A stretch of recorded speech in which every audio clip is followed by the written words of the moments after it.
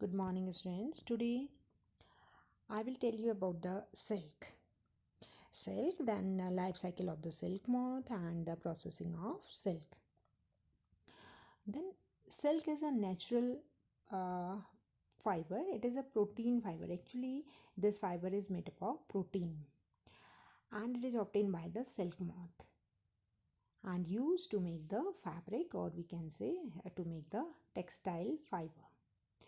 The different type of the silk are produced by the different type of the silkworm, but the most common type of silkworm is the mulberry silk moth. The silk moth which grow on the mulberry, which feed on the mulberry leaf, which grow on the mulberry tree. Now it can be differentiated on the basis of the silk can be differentiated on the basis of the luster and texture. Few example are Kosa silk. These are these Kosa, Tussar, and Munga. These are the name of the silk. Now see once more. Silk is made up of protein. It is a protein fiber and obtained by silkworm. And most common silkworm is mulberry silk moth. Then different type of the silks are Kosa, Tussar, and Munga. These names are on the basis of their texture. They all have the different some difference in their texture. Okay. Now see next, sericulture. Sericulture means this is a branch of the science in which we deal with the production of the silkworm. Rearing of the silkworm to produce the raw silk is called sericulture. Is it okay? Then this is a branch of the science which deals with the rearing, feeding of the silkworm and obtaining silk from the silkworm. This is called sericulture. In this process, silkworm are reared and the appropriate temperature are the favorable temperature and humid at the appropriate temperature and the humidity. Now next,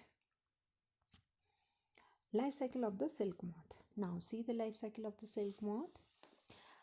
The life cycle completes into the 1, 2, 3, 4 main 4 stages. First is the egg, then second is the larva, then the cocoon and adult.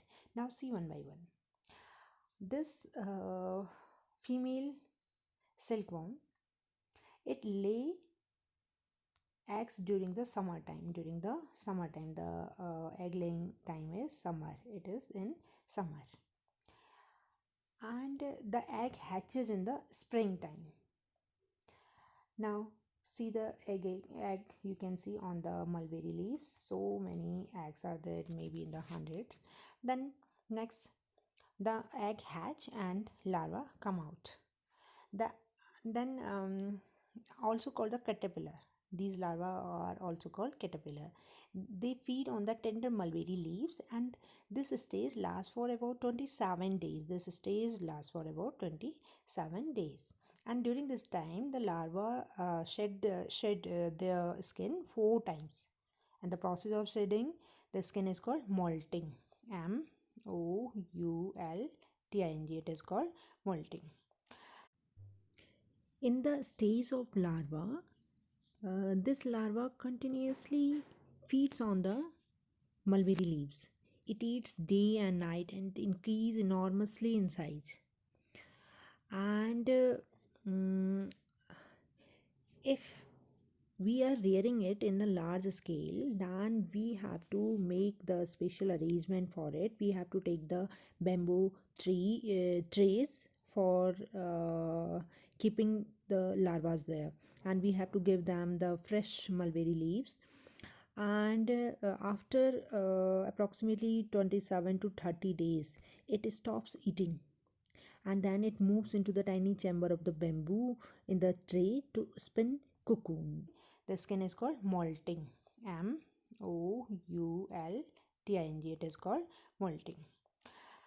Okay, then after molting, after approximately 27 days, the caterpillar spin this larva. It spins a fine thread around it.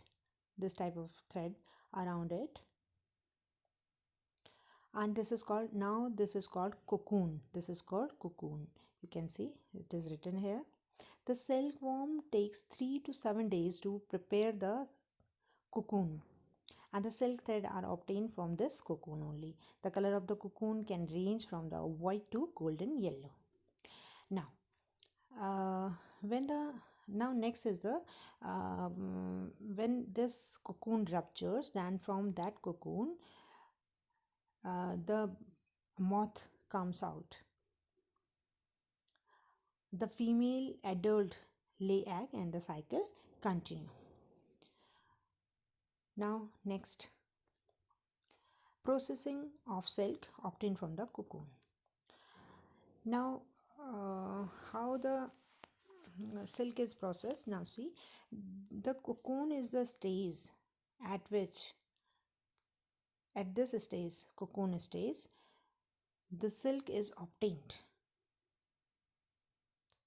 Now see, cocoon are collected and left under the sun or boiled for separating out the silk fiber. We have to collect the cocoons and we will put into the under sun, or we can put it into the boiling water. When we put into the boiling water, then the pupa which is inside the cocoon that die, and the cocoon the silk thread which is spin around it, that spread it that separates out, and after that reeling of the silk is done. The process of unbinding silk from the cocoon is called reeling. Then the spinning of the silk fiber into the thread is done, and now this thread are ready to woven into the cloth. Is it okay? Now when we get the thread, that silk fiber from the cocoon, its length may be up to the 600 meters, 700 meter, up to the 1 kilometer. It means 1000 meter. Also the length of the that fiber which is we getting from the cocoon, that may be up to the 1000 meter lengthy. Okay, now next is okay, this is enough for today. Then next time I will tell you about the properties and quality of the silk.